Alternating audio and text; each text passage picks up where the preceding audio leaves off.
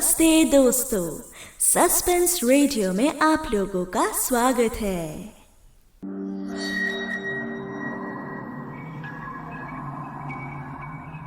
पिछले सप्ताह आपने मांस खाने वाली चींटियां का पहला भाग सुना था।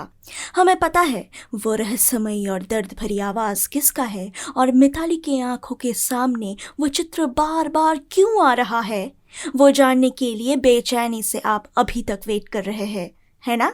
तो चलिए देर किस बात की, दुनिया की सभी परेशानियों को भूलकर हम सस्पेंस से भरी एक कहानी की सैर करते हैं। डर से सुनना जरूर। शुरू हो रहा है मांस खाने वाली चींटियां।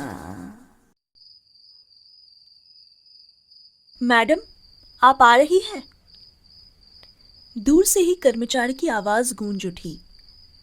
मिताली ने सिर हिलाया और आगे बढ़ गई। नवाबों के कमरे को देखकर वे महल की महिला वार्ड की ओर बढ़े। इस खंड को महल के मेन बिल्डिंग से अलग कर दिया गया था, इसीलिए ये एकांत स्थान भयानक लग रहा था। मिताली की बहन लगातार महल की खूबसूरती की तस्वीरें खींच रही थी। उसने मिताली को कहा, ये सब कितना फैंटास्टिक था, है ना? काश मैं एक नवाब की पत्नी होती। ऐसा मत कहो, मिताली ने गंभीर स्वर में कहा। क्यों? रूही ने पूछा। क्योंकि उन्हें कभी प्यार नहीं मिला, मिताली झट उत्तर दिया। तो क्या? मुझे प्यार करने के लिए किसी नवाब की जरूरत नहीं है। मुझे तो बस गहने दे दो, प्यार व्यार कौन चाहता है? मिताली इस बात पर कुछ जवाब नहीं दिया। सारे दिन महल घूमने के बाद उस रात को उन्होंने शानदार नवाबी डिनर किया और जल्दी ही अपने कमरे में चले गए। मिताली अपने बिस्तर पर लेटी अपने कैमरे में तस्वीरें ब्राउज कर रही थी जब उसे एक रहस्यमयी तस्वीर नजर आई।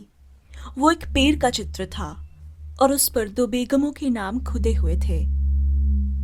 उसके ऊपर दो पंक्तियां लिखी हुई थी। जब हम मरेंगे, हमारी आत्माएं अगले जन्म में एक होंगी। रूही, रूही, मिताली ने अपनी बहन को पुकारी। आपने ये कहाँ देखा था? ये। उसने अपना सिर खुजलाते हुए वो जगह याद करने की कोशिश की, लेकिन उसे याद नहीं आई। दरअसल मुझे याद नहीं है कि मैंने ये कहाँ देखा था। अरे रूही, ध्यान से देखो ना, ये पेड़ कहाँ था? मैं कसम खाकर कहती हूँ, मैंने ये पेड़ कहीं नहीं देखा। लेकिन रूही ने तस्वीर को जूम किया। ये देखो, यहाँ लिखा है। ये महल के महिला वार्ड के बगीचे में है। ये देखो। मिताली ने कुछ जवाब नहीं दिया। वो बस उस तस्वीर को देखती रही। रूही ने और कहा, मुझे लगता है कि ये दोनों प्रेमी थे। हाँ, मिताली ने तुरंत जवाब दिया। रूही ने आगे कहा, मिताली, जानती हो, ये एक अजीब बात है। जब वो कर्मचारी हमें इस महल के महिला अनुभाग दिखा रहे थे, तो वो इन दोनों बेगमों के नाम कभी नहीं किया। मिताली अचानक बोली, चलो एक बार फिर यहां चलते हैं। रूही आश्चर्य से बोली, क्या? क्यों? और इसकी हमें अनुमति नहीं है। शाम को महिला अनुभाग लॉक हो जाता है। हम अभी वहां नहीं जा सकते, ठीक है? हम अंदर जाने का रास्ता ढूंढ लेंगे, मिताली ने आत्मविश्वास से कहा। वे दोनों सीढ़ियों से उतरे। महिला वर्ग को महल के मुख्य भाग से एक दीवार द्वारा अलग किया गया था। काफी असफल प्रयासों के बाद वे पूरी तरह से दीवार पर चढ़े और उसके दूसरी तरफ जा गिरे। चारों ओर सन्नाटा था। ऊंचे ऊंचे पेड़ भूतों की तरह लग रहे थे और उन जर्जर दीवारों के पीछे हजारों अनकही कहानियां छिपी हुई थी। 2 मिनट तक उस जगह पर घूमने के बाद उन्होंने उस जगह की पहचान की जहां वो फोटो ली गई थी। मिताली, यही वो जगह है। रूही ने मिताली को पुकारा। लेकिन पेड़ कहाँ है? मिताली ने पूछा। दोनों ने इधर उधर देखा तो पेड़ कटा हुआ था। रूही ने जल्दी से कहा, मैंने तुमसे कहा था ना, पेड़ कभी था ही नहीं। उन दोनों की रीढ़ में सिहरन दौड़ गए। कोई है जो हमसे कुछ कहना चाहता है, रूही ने कहा। लेकिन क्या? रूही ने आकाश की ओर देखा और चिल्लाई, आप कौन हैं? आप हमसे क्या जानना चाहते हैं? हम आपको कैसे हेल्प कर सकते हैं? प्लीज बताइए। वो दोनों एक उत्तर की आशा कर रहे थे, लेकिन 2 मिनट बीतने के बाद भी कोई उत्तर नहीं मिला। थोड़ा सोचने के बाद मिताली ने कहा, रूही, मैं तुम्हारे साथ कुछ शेयर करना चाहती हूँ। रूही ने जवाब दिया, हाँ बताओ ना, क्या हुआ? जब से मैं यहाँ आई हूँ मुझे बार बार एक सपना दिखाई दे रहा है जिसमें बहुत सारी चींटियां हैं। मिताली ने रूही को अपने सपने का पूरा वर्णन किया। फिर उसने कहा, मुझे ऐसा महसूस हो रहा है कि कोई मुझे देख रहा हो, कोई जिसे मैं जानती हूँ।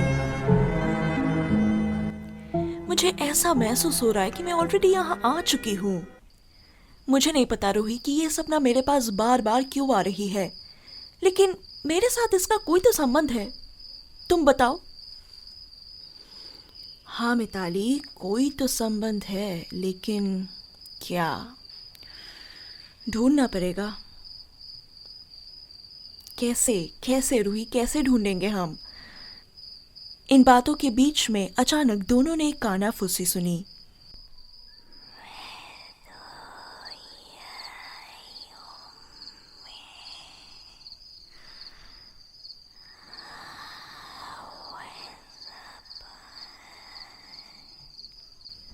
वो समझ नहीं पाए कि वो आवाज क्या कहने की कोशिश कर रहा है।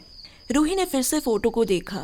इस बार उन पंक्तियों के नीचे 2 नाम दिखाई दिए, लुत्फुन्निसा बेगम और अमीना बेगम।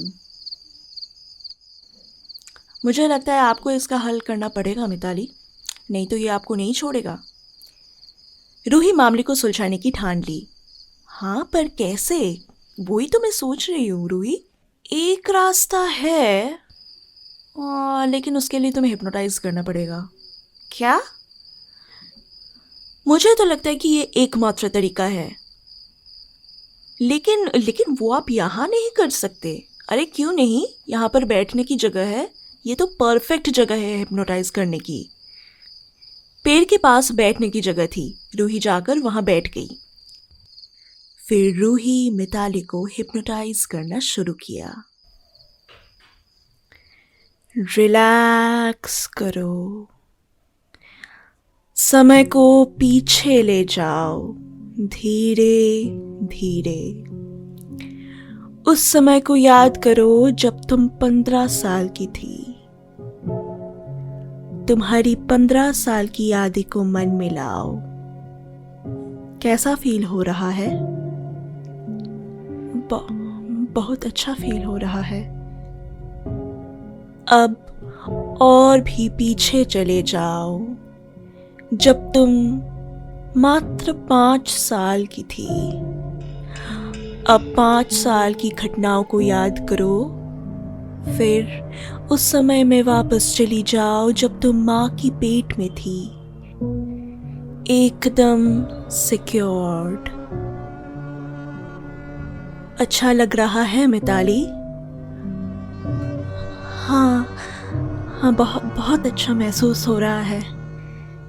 ठीक है, अब तुम धीरे धीरे अपने पिछले जन्म को याद करो। तुम कौन थे वो याद करो। तुम कहाँ थे? याद आ रहा है कुछ?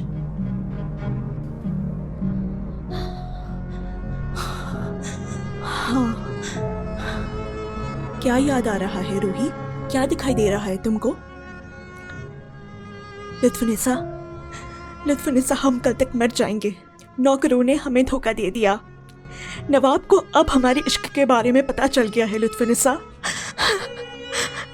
लोग हमें कभी स्वीकार नहीं करेंगे। अचानक मिताली बोल उठी। रूही उसकी बातों को सुनकर चौंक गई। पहले तो मुझे लगा कि हमारा शौहर हमें जला देगा, लेकिन फिर नौकर ने मुझे बताया कि वो हमें मारने के लिए अफ्रीका से मांस खाने वाली चींटियों को आयात किया है। इस तरह हमारी शरीर बिल्कुल मिट जाएगी। इस हत्या का कोई सबूत नहीं रहेगा लुत्फुन्निसा।